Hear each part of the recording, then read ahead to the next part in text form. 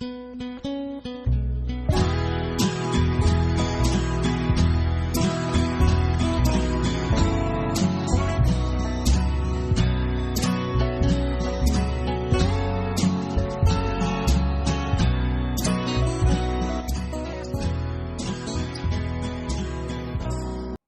buntag kanatong tanan o sa ngalan sa Seventh-day Adventist Church nga gipanguluhan kini sa among district pastor diri sa Insisidat nga si Pastor Clyde Putot, ingon man ang among pinalangga usab nga presidente Brother Ranel Hihapon.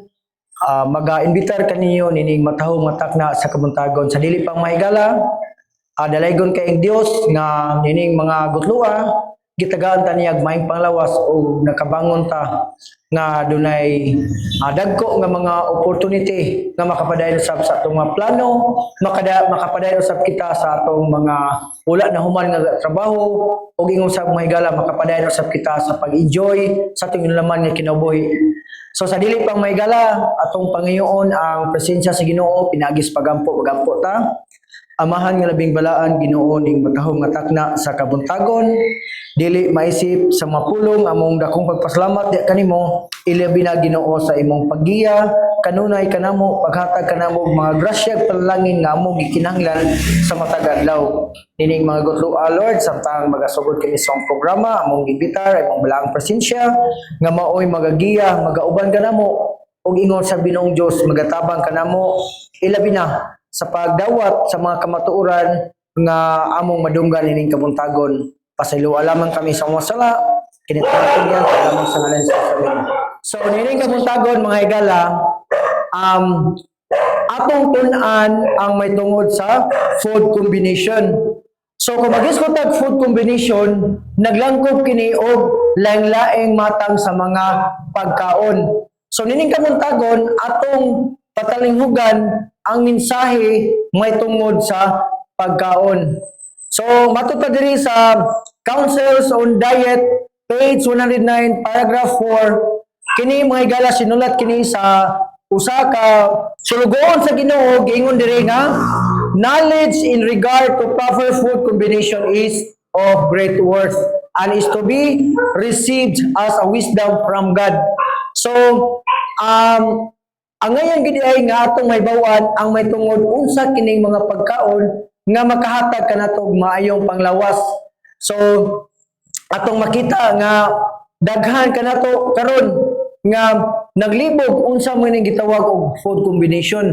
Pero sa dili pa mahigala, hibaw naman ta nga ang atong nasod nabilong ta sa tropical region. So kinahanglan kung magtanong ta ato pong i-consider unsa pod nga klase sa climate nga naata. Kaya may mga utanon o mga prutas nga dili gud mo tubo ilabi ning diri sa tuwa kay ngano man tungod sa kainit sa atong panahon. So nining kabuntagon mga higala ato i-consider ang climate. So sa mga summer, so during summer magtanong ta og mga pagkanabitang mga prutas o mga vegetables nga mo-adapt siya og summer. So panahon po mga higala sa rainy season, magtanong ko ta og mga kanabitang mga prutas o mga vegetables nga nauyon po sa rainy season. For example, mga higala, ari ka sa mga summer o sa mga kanabitang dry season, kanang mga okra, kanang mga kanabitang mo-produce og mga juice, pareha ng mga melons, mga prutas nga makauyon sa mga tropical seasons, mao gina siya ang kuan siya ang ngayon nga itanom niya ng panahona. Unya, ang kaniyang sab mahigala ato is consider pod ang mga grains and vegetables, mga grains and fruits o ang mga fruits and vegetables nga mga buhi nining duha ka season. Akong timanan nga ang Pilipinas dunay duha ka season, ang dry ug ang wet season. So nganong kinahanglan man nato i-consider ang climate? Gingon man ko diri, and moreover, food that is adaptable to the consumer body needs in one climate may not be in another. So gingon sab diri, the creator caused certain kinds of foodstuffs to grow in one locality and other kinds in another locality. So mo si gingon. So gingon diri nga ang dunay mga kana bitaw mga tanom nga mabuhi niya ng usa ka lokalidad sa pikas usab. Pero sa dili pa mga higala, atong himamaton unsa man ning mga pagkaon nga kinahanglan sa atong lawas.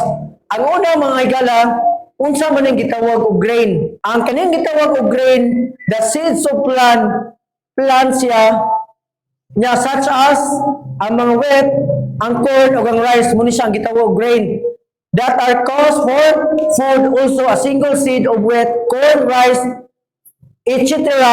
Palitag bisag unsa man nga mga kuan nga makuan sa pwede sa maymong grain are the fruits of seeds certain species as beans, corn, and squash seeds. Gingon sa diri may gala, a plant that produces grain. Unsa ni siya? Ang mga small hard piece of something. Ikaduha, ang kaning gitawag og fruit. Ang fruit mao kini ang ripened ovary or ovaries of seed-bearing plant. A fruit is the part of the plant that develops from a flower. It also the section of plant that contains the seeds. Ang vegetables, mao kini ang the other parts of plants are considered vegetables. Kini nagalangkop kini sa mga stems, leaves, and roots, and even the flower bud. A plant cultivated for its edible parts. Unsa man yung mga gitawag edible parts? Mga pagkaon nga pwede nimong kaunon or mga tanong nga pwede mong kaunon edible, such as the roots of the beet, the leaves of spinach, the flower buds of broccoli. Sunod mga higala ang gitawag og root crop. Unsa man ning mga pagkaon nga makuha nato sa root crop? Kaning mga higala a crop that is a roots vegetable or other root. So mga example na niya mga kamuting kahoy, mga sugar beet o mga kamote, mo ni siya mga higala.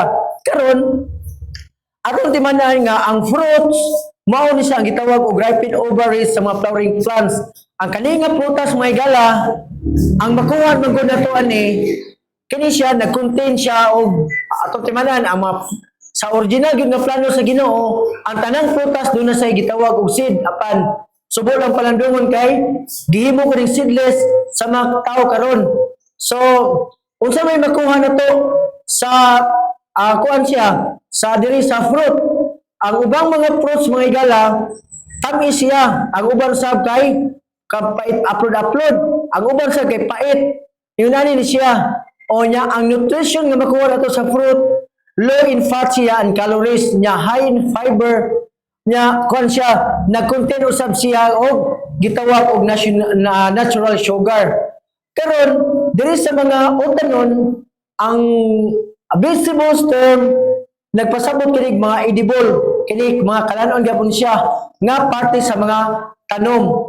So atong timaan nga ang vegetables do not contain seeds, wala sila mga seeds. So ang taste ning vegetables dili siya tamis, dili usab sila kanang upload. Ang kaning mga vegetables nagkakuan sila, naglain ilang mga lasa ni. Unya ang kini siya gi-classify siya as sweet, sour, salty or bitter. So ang makuha nato nga nutrition sa vegetables, low in fat and calories, high in fiber. Starchy vegetables like beet and potato are very high in sugar. Pareha gyapon sila may gala. Sugar kanang gitawag og fructose nga makuha nato ang gitawag og natural sugar. Karon ang kaning gitawag og mga utanon naa sa classification mga higala. So kini gitawag og grain and fruits nga kinahanglan nga i-combine siya gyud sa diha nga makaon ta niya ni. So kaning fruits and vegetables, the most popular question to be answered with reference to food combinations is that whether fruit should be combined with vegetables. So muni sa diha makaon ta kinahanglan nga kuan sa uban gini sila mga higala. So ato makita nga daghan siya makuha magud nga mga vitamina o minerales o nutrition diya sa tong lawas nga maog kini ang gikanahanglan sa tong lawas. So grains and vegetables, grains and fruits and vegetables nga kini makakuan gud magamit gyud sa tong lawas.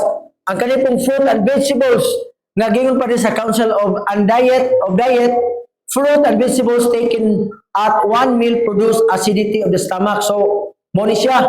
Ang fruit and vegetables taken at one meal produce acidity of the stomach. So kinahanglan sad nga dili sa magdungan di ay. No? Kanang bitaw kung makaon ka vegetables, di ka makaprutas kay nganuman makaproduce og acid sa tong tiyan na to. And then impurity of the blood results and the mind is not clear because the digestion is imperfect. So matod pa diri mga igala kung dunganon na to kaon ni siya, gingon diri nga ang resulta sa atong dugo dili maayo o ang atong hunahuna dili pod siya ingon tinaw tungod kay ang digestion ni siya dili kompleto.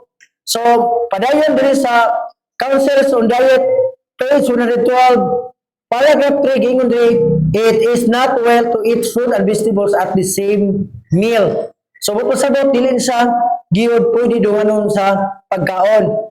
If the digestion is feeble, the use of both will often cause distress. So mo ni siya makakos siya og distress and inability to put forth mental effort. So mo ni siya no dita maka hunahunag taro ni it is better to have the fruit at one meal. So take note mga igala nga kinahanglan di ay nga dili siya pwede dunganon and vegetables at another. So kauntag prutas ikabuntag sunod sad ang konsad mga vegetables siya. So nining kamuntagon sab amo i-share da kanimo nga dunay tulo ka mga grupo sa mga food combination. Ang una ni gitawag og group 1. Unsa man ning nabilong sa group 4 mga igala? Ang kaning group 1 kuan siya kinahanglan nga duna gini siya 80%. So kini siya ang group 1 ang una ni gitawag og mga leaves. Unsa man ning mga leaves? Kaning gitawag watercress, beet tops, spinach, lettuce, parsley, cabbage, broccoli, cauliflower, nya mga chard og etc. Ang ikaduhang grupo diri sa group 1 amao ang mga stalks. Unsa man mga stalks? Mga celery, mga rhubarb, asparagus, etc. Mga kangkong unsa pa. Ang ikatulo ni ang gitawag og herbal fruits. Unsa may mga herbal fruits nga nabilong sa group 1? Mao kini ang pineapple, okra, eggplant, peppers, string beans, tomatoes, etc. Ang ikaupat usab nga klase nga nabilong sa group 1 ang gitawag og tubers. Unsa mga tubers? Mao ang dunay mga lawas sama sa unsa man kaning carrots, potatoes, mga radishes, onions o mga yams, mga beets, mga turnips, etc. o ang gitawag og root crops. Ang ikalima nga group klase mga igala diri sa group 1 ang gitawag og cucurbits. Unsa man siya? Kini mao ang mga squash, melons, cucumbers, pumpkins, etc. Sunod, ang nabilong usab sa group 1 ang ikauno mao ang 3 fruits. Daghan tag mga makuan, may bawan, mga dates, mga peaches, bananas, oranges, mga pomegranates, olives, avocados, etc. Ang ikapito nga klase may gala sa group 1 mao ang mga vine fruits sama sa panalitan sa mga grapes, mga berries, etc. Ay ikawalo ang gitawag og ang dairy products. Karon diri sa group 2 mga higala naabot sa group 2 nga klase sa pagkaon na kinahanglan siya og 20%. Usa ni siya ang una mao ang grains. Ang grains di kinahanglan mukaon gikaan ni amount ani mga 20% gyud sama sa mga oats, rice, corn, mga rye, mga wheat, mga barley ug etc. Unya ikaduha ang legumes, unsa man mga legumes, mga beans, mga lentils, peas, etc. Ang ikatulo mao ang mga nuts sama sa panlitan sa mga pecans, coconuts, almond, walnuts, mga peanuts, mga chestnuts, etc. Ang ikatulo nga bahin sa food combination mao ang gitawag og group 3 ang gitawag og seasoning for all foods. Unsa man gitawag og seasoning for all foods? Dili ni mao ang seasoning atong paliton sa diya sa merkado kundi ang una mao ang gitawag mga oils sama sa unsa man ang mga gitawag og olive oil, soybean oil, sesame oil, mga nuts oils, cottonseed oil, etc. Ay kaduha ang gitawag og sweets, mga tamis sama sa unsa man ang kining mga honey, mga raw sugar nga makuha nato sama sa sugar cane, mga maple sugar, mga sorghum, etc. So mao ni siya may gala. So diri sa group 1 ang mga leaves ato ni siyang makita nga kini makatabang yun, ilabi na yun sa atong lawas kay anuman taas siya og fiber, low in calories, unya makahatag sa daghan nga bitamina sa atong lawas. Katong mga stocks usab sama sa celery nga ato kining makakuha ta og daghan mga bitamina nini ang mga herbal fruits nga kanang mga batong, mga pepper, mga pinya gitaw sa mga herbal fruits hasta pod nga kani bitaw mga tubers ato makita nga tag-as kini og mga fiber nya limpyo pod ang atong lawas mo tabang nigsilig sa atong lawas. Ingon man ang mga squash, mga pipino, kung mag-search na sa YouTube, pwede yung daghana nga makuha na to niya na. Ang mga vine fruits nga makuha na to ni may gala nga nani siya isoflavone. So inani siya. So kining mga legumes nga makatabang yun nga pagkapalikon sa itong lawas, mga nuts nga mao ni ang pagkaon sa atong mga utok. So dahil sa di may gala, gitawag og acid forming foods. So unsa man ang gitawag og acid forming foods? Pero sa dili pa may gala, kaning acid og alkaline foods mao kini. If the tissues and fluids of the body become less alkaline, so kinahanglan gyud nga makabaton ta og alkaline sa atong lawas. So unsa man mga pagkaon nga rich in alkaline sama sa mga limonsito nga magamit kini sa atong lawas. Gingon diri nga a greater quantity of alkaline food is required sa atong lawas. Kay ngano man, though the cranberries, mga prunes and plums produce gitawag og alkaline ash, they increase the acidity of urine. So take note mga higala nga doon sa uban nga mga prutas nga bisan pa nga rich in alkaline sila apan taas lang acidity ilabi na sa atong maihin nato nya makadaot usab kini mga higala. Labi na gyud katong dunay sakit sa kidney. Gingon diri on the other hand, though lemons and oranges are acid, digestion changes them into alkaline. So ang uban dili mukaon or mukaog mga limonsito, di mo limonsito ngano man. Kaya ang limonsito man gud siya aslom. Pero atong timanan mga higala nga bisan sila acid, pero sa diha nga maabot ni sa atong tiyan, mo change siya into alkaline nga ang alkaline mao kini magamit gyud sa atong lawas. So ang kaning gitawag og acid forming foods mga sama sa panalin sa mga barley, mga beans, mga white bread, mga candy, mga cashew nuts, mga cereals, cornmeal, mga cornstarch, mga cottage cheese ug uban pa niini mga higala kini sila atong makita nga kuan siya magamit sa atong lawas.